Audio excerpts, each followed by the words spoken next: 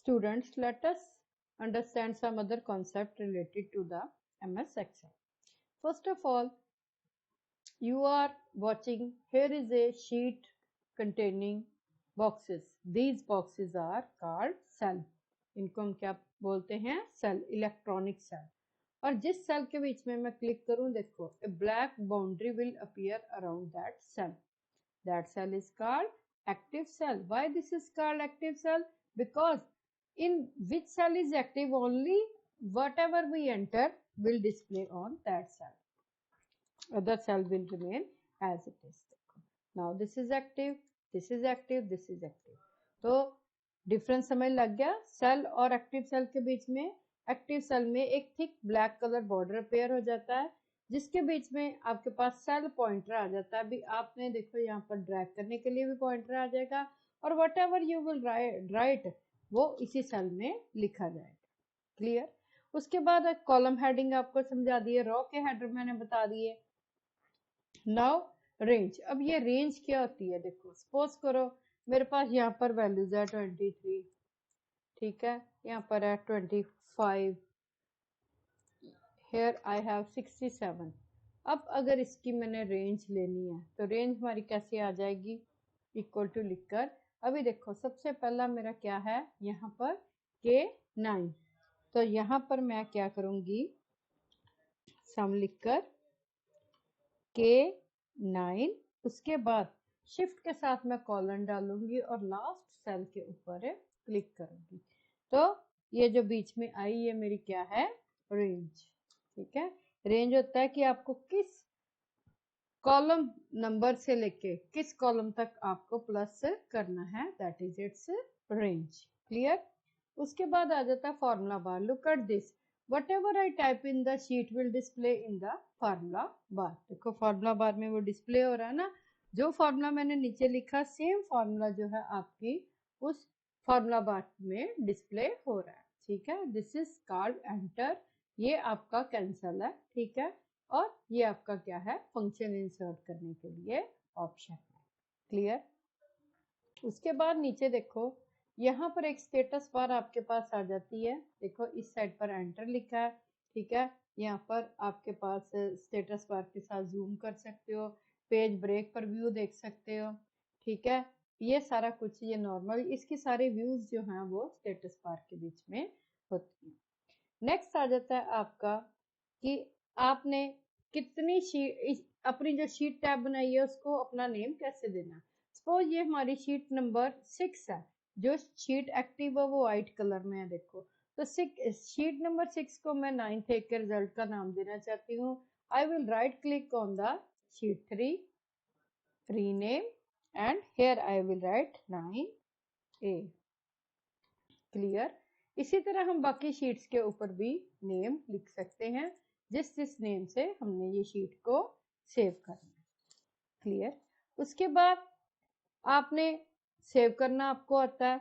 Delete करना कैसे है? आपने किसी रो को डिलीट करना है तो कैसे करना है? देखो यहाँ से जाके रो के ऊपर क्लिक करना है.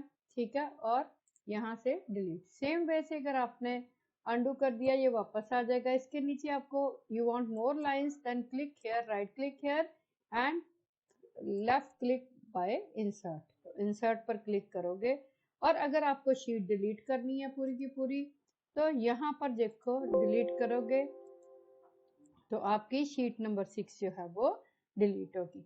अभी शीट को रीनेम करना, शीट को डिलीट करना.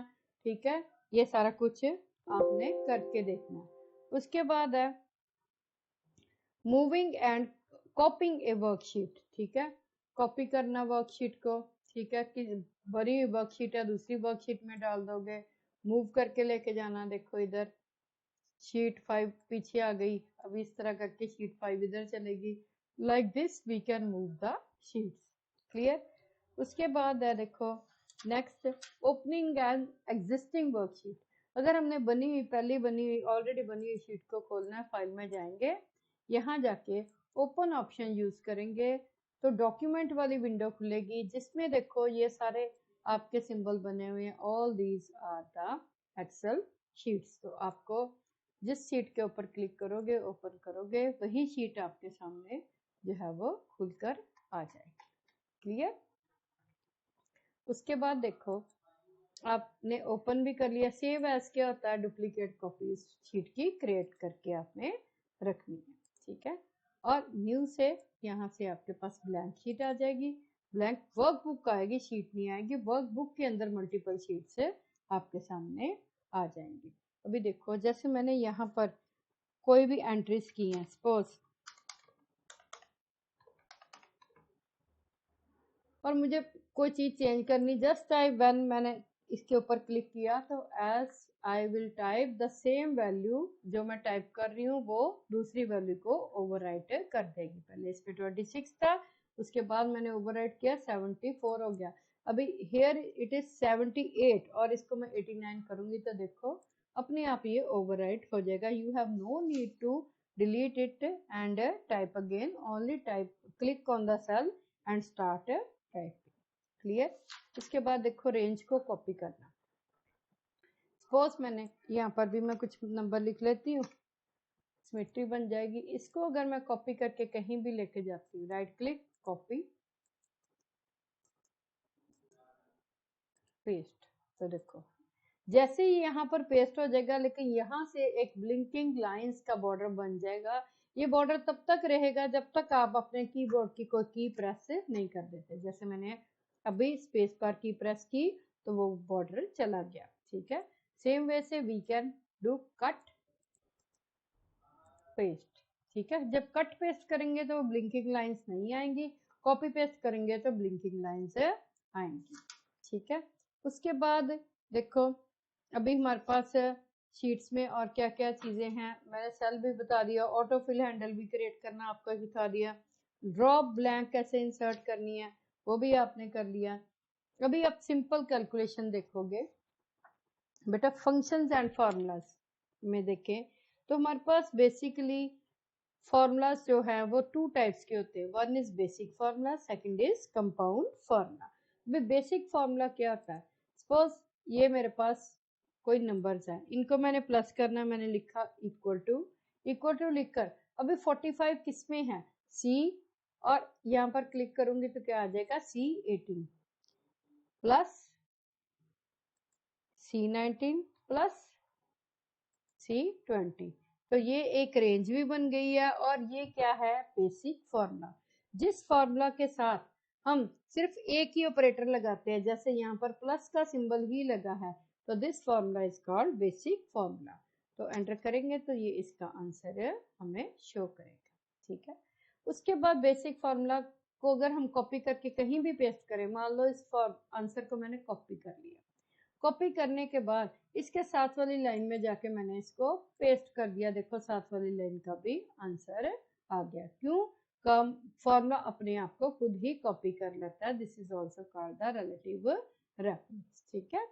तो इस तरह आप फार्मूला लिखकर, बेसिक फार्मूला लिखकर कॉपी पेस्ट कर सकते हो। Second is compound formula. जिस फार्मूला को लगा के हमें टू ऑपरेटर्स यूज करने पड़े, उस फार्मूला को हम क्या बोलते हैं, कंपाउंड फार्मूला। अभी देखो कंपाउंड फार्मूला कैसे बनेगा। हमने सपोज करो आपने मनी बैंक में डिपॉजिट कराई, that is called principal amount. फिर कितने टाइम पीरियड के लिए डिपॉजिट कराए और इसका रेट ऑफ इंटरेस्ट क्या है। अभी यहाँ पर गए, प्रिंसिपल अमाउंट डाल दी, सपोज करो 56,000, टाइम कितने साल के लिए डाला, 5 इयर्स के लिए, और रेट कितना डाला, 4%। परसेंट का सिंबल नहीं लगाना। अभी यहाँ पर जब हमने फार्मूला लगाना है तो फार्मूला हमारे पास क्या होता है, principal multiply rate multiply time divided by 100। तो इस पर क्लिक करेंगे, प्रिंसिपल अमाउंट आ जाएगी। उसके बाद multiply with principal multiply time multiply rate divided by 100. Now this is called simple interest. Simple interest, interest क्या, जो बैंक आपको देगा। अभी देखो इस फॉर्मूला के अंदर दो ऑपरेटर लगे, कहाँ से देखोगे, As soon as I click on this, formula will display on the formula bar. Clear? तो फॉर्मूला इस तरह आपकी फॉर्मूला बार पर डिस्प्ले हो जाएंगे. Clear? Do practice up to this. उसके बाद आपको मैं बाकी के फंक्शंस और फॉर्मूले नेक्स्ट लेक्चर में फंक्शंस एंड फॉर्मूले समझाऊंगी. उसके बाद जो क्वेश्चन आंसर्स मैं बोलूंगी, only you have to do those questions on your notebooks. Clear? Thank you.